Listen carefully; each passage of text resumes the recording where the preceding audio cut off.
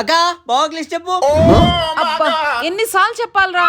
KG టమాటా, KG chicken, KG వంకాయలు, KG బెండకాయలు, అలాగే చికెన్ మసాలా, గరం మసాలా, కందిపప్పు, మినపప్పు, పెసర్లు, ఆవాలు, జీలకర్ర, చింతపండు, ఎండుమిర్చి ఇవన్నీ తెచ్చేయండి. మళ్ళీ అడక్కండి, మెసేజ్ చేస్తా చూసుకోండి. మర్చిపోతే ఇంత తెచ్చాక ఇంకా మిగులుతుందిరా, చేతిలో చిప్పదప్ప. రోష దురోష దుఃఖానికి చీటు. ఎలాగంటే ఇలాగే ఒక్కొక్కసారి తలుచుకుంటూ చచ్చిపోవాలనిపిస్తుంది.